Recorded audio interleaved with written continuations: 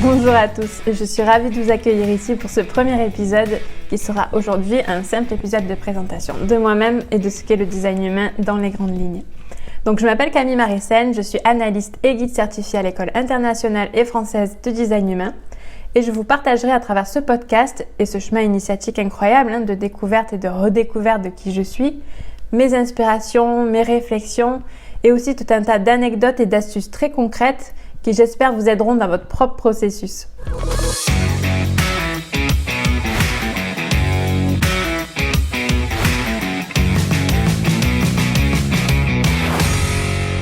Donc pour commencer, qu'est-ce que le design humain ? Eh bien, le design humain est une synthèse de sciences anciennes comme l'astrologie, le système des chakras, l'arbre de vie de la Kabbale, le I Ching chinois, combiné avec les sciences modernes de la physique quantique, la génétique, l'astronomie et la biochimie. On sait que la réussite d'une vie ne dépend pas du facteur chance, de l'intelligence de l'esprit ou même du milieu social duquel nous sommes issus, mais avant tout du niveau de connaissance que nous pouvons avoir de nous-mêmes. Le design humain est justement cet outil qui te permettra de mieux te comprendre pour mieux t'accepter et t'aimer tel que tu es. Il nous éveille sur la manière dont nous sommes génétiquement conçus pour naviguer dans cette vie en évitant les formes de résistance et les schémas entravants.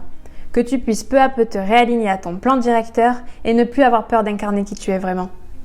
Le design humain n'a pas pour vocation de te pousser à être une meilleure facette de toi-même, mais te donne simplement la permission d'être qui tu es dans un monde où les forces de conditionnement sont omniprésentes.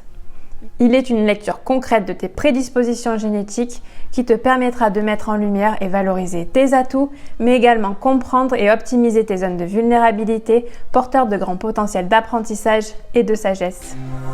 Si ça a titillé ta curiosité et que tu souhaites en apprendre davantage, je t'invite à télécharger mon e-book de démarrage que tu pourras te procurer gratuitement sur mon site internet toucher-terre.fr, duquel tu pourras également découvrir ton schéma corporel si ce n'est pas déjà fait.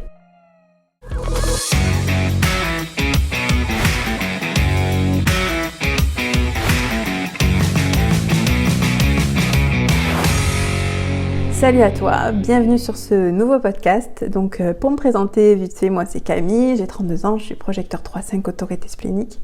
J'habite avec ma fille dans le sud de la France, sur Aix-en-Provence. Et voilà, j'ai découvert le Human Design en 2019, ça a été pour moi une révélation.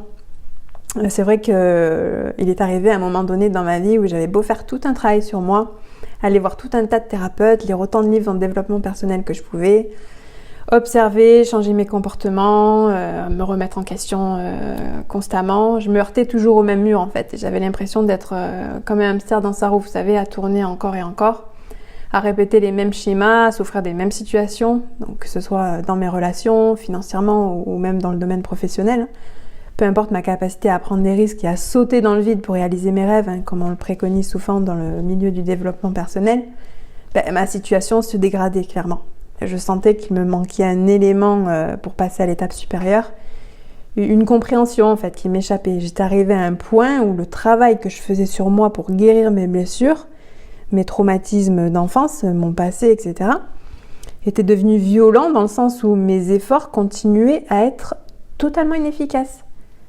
J'avais l'impression d'être arrivée au bout de ce que je pouvais fournir en termes de lutte en fait.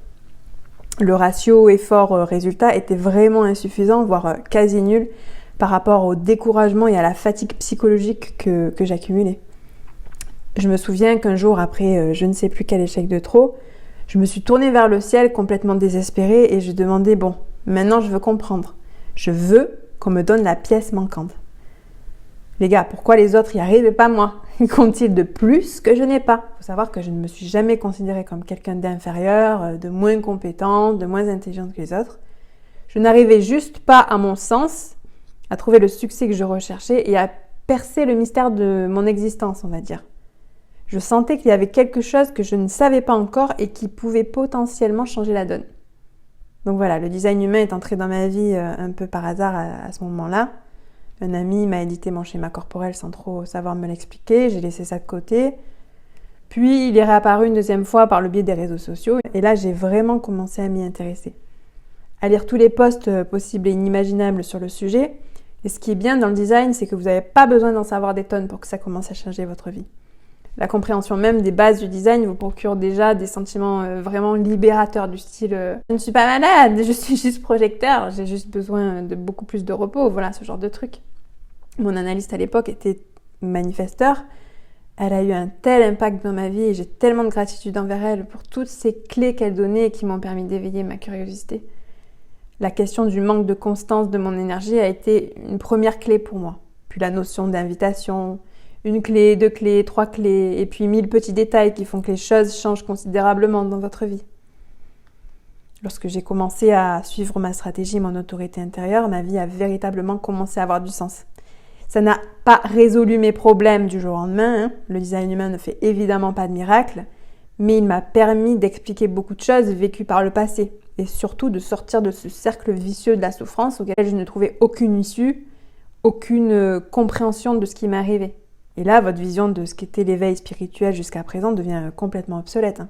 Le véritable éveil ne concerne pas tout ce qui est extérieur à vous-même. Ce n'est pas d'en savoir toujours plus sur ceci ou sur cela, accumuler des formations en pensant que plus de connaissances vous permettront de devenir plus conscient, ou de vous remplir la tête des problèmes de la société, etc.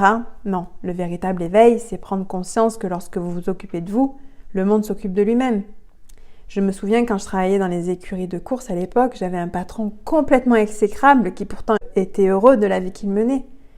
Et dont il était satisfait, quand bien même il exploitait ses chevaux et ses salariés. Et je me suis souvent demandé, d'ailleurs, pourquoi tant d'injustice en fait. Entre moi qui bataillais pour incarner la meilleure version de moi-même, qui aspirait à développer mon altruisme, ma bienveillance et toutes ces facettes qu'on valorise tellement dans le milieu spirituel, à essayer de corrompre mon identité avec une version édulcorée, on va dire. Et je suis une hérétique, donc je vous laisse imaginer le dilemme. Et j'avais en face de moi ce gros con qui réussissait sa vie et qui n'avait pas tous les problèmes que j'avais moi. Le design vous permet de prendre conscience que la vie elle-même n'a pas de caractère moraliste. Il n'y a pas de notion de bien ou de mal en fait. Il n'existe pas de Dieu qui vous juge ou vous punit selon vos actions.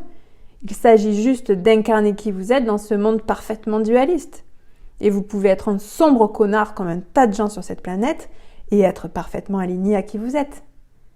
Parce que la clé, c'est toujours l'authenticité.